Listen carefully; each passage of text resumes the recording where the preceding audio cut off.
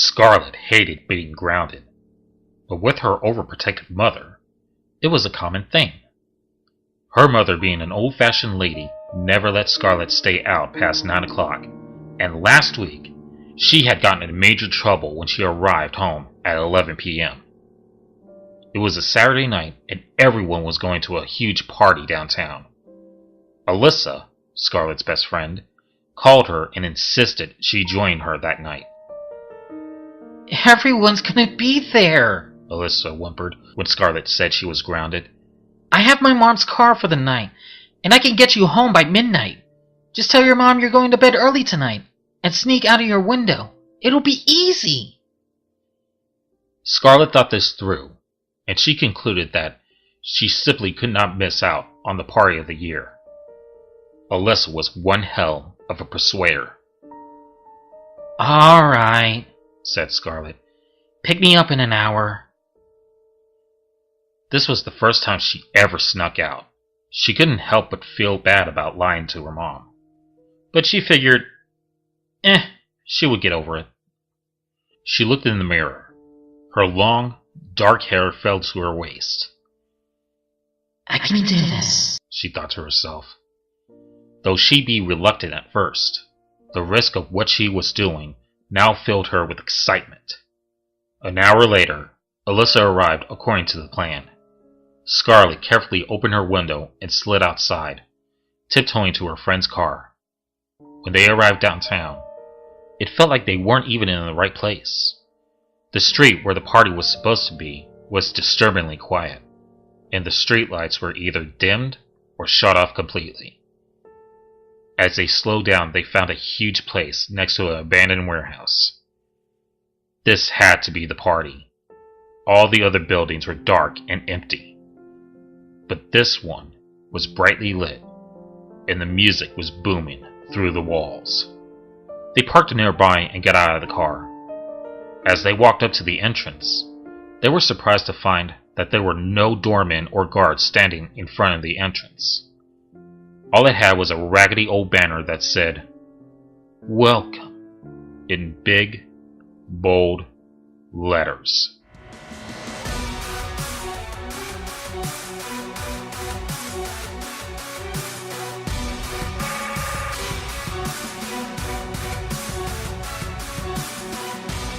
When they were inside, they saw hundreds of people dancing and drinking. The music was extremely loud and pounded through Scarlet's head.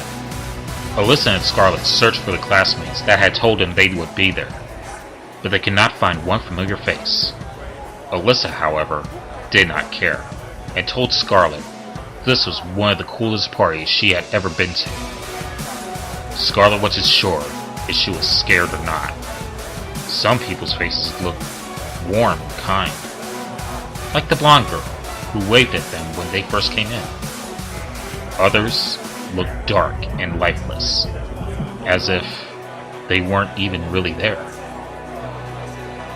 Before she knew it, she had lost sight of Alyssa. She couldn't find her anywhere. One second she was there, the next, she wasn't. Starting to panic, Scarlet made her way through the mob of laughing and dancing people. She located the bar and sat in one of the stools. There was no bartender, which was odd, as the people around her had plenty to drink. Where had they gotten it all? She felt uncomfortable and angry at Alyssa for ditching her. Now, all she could do was sit and wait for Alyssa to hopefully come back to her. It was clear that this party was not the party everyone was going to. She figured Alyssa had just made that up to trick her into going. Alyssa had always had unusual friends and often hung out in strange places. So her pulling something like this didn't surprise Scarlet at all. She cursed Alyssa under her breath and just stared off into the dance floor. Her mind must have been playing tricks on her, like Bushwick Bill. She could have sworn that people's faces would change while they were dancing. It only happened for a fraction of a second. But it seemed that their faces would morph into a disturbing, demonic face with big black eyes and a deformed mouth. However, when she would blink, their faces would be back to normal. She didn't understand it. She wasn't drinking, nor doing drugs. Why would I see these things? She thought, confused. She tried to convince herself it was just her imagination, but the chills were already starting to run down her spine, and she knew that it was no use. Getting more desperate, she got off the stool and started looking for Alyssa.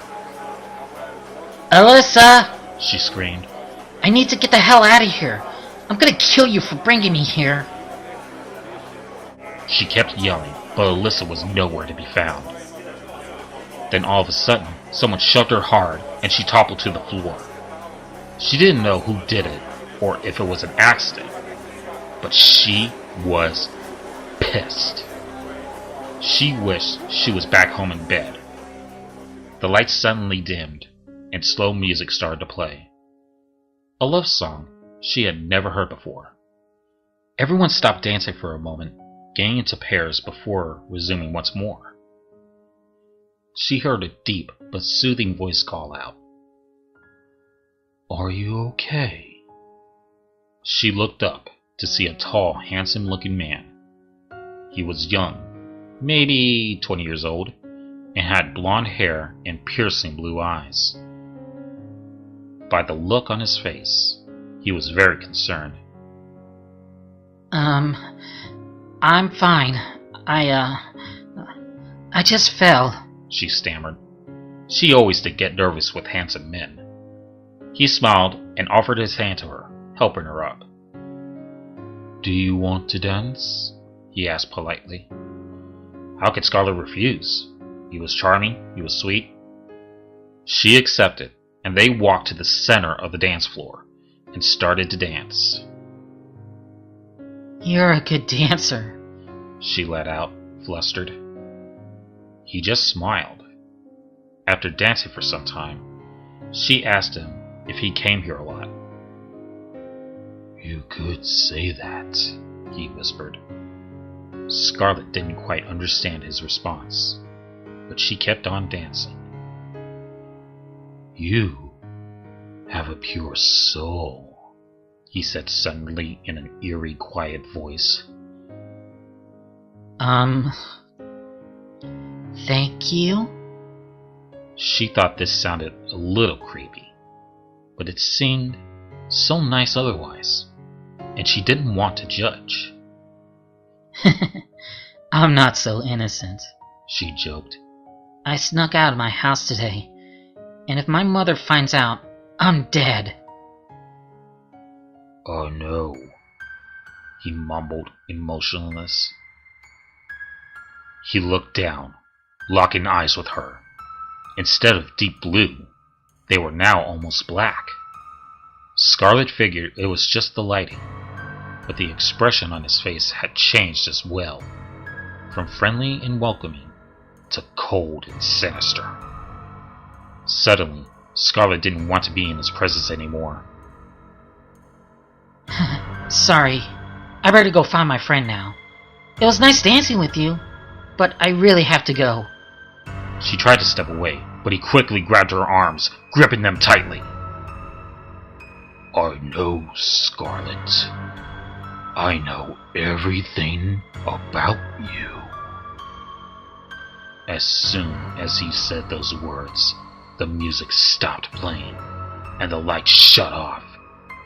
It was pitch black, and she couldn't see a thing. He was still holding her, and she struggled to get away. The lights came back on again, but only for about a second. They flickered on and off, and she could see that the once handsome blonde man was not a man at all. His feet were like that of a goat, and his fingers were not fingers, but huge claws. Long, red claws with pointy nails. He had huge horns, and his face was horrible, resembling some sort of goat with red fur and huge black eyes. The lights kept flickering as his evil grin started to part. and he started laughing hysterically. The most evil, terrifying laughter in the world. I am Lucifer, the thing boomed. Scarlet was so shocked and scared that she couldn't even move anymore. She felt liquid running down her neck. When she looked down, she was horrified to find blood. Blood everywhere. On her legs, her beautiful silken dress, and on her hands, Scarlet screamed! The lights shut off once more. This time, for almost 10 seconds. When they finally turned on, she was alone. And the place was empty, as if no one had ever stepped foot in it for years. When she turned around, she was horrified to see her friend, Alyssa, hanging lifelessly from the ceiling fan, with blood running down her face.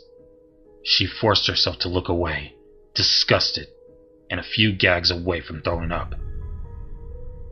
That's when Scarlet noticed a horrible, burning feeling on her torso.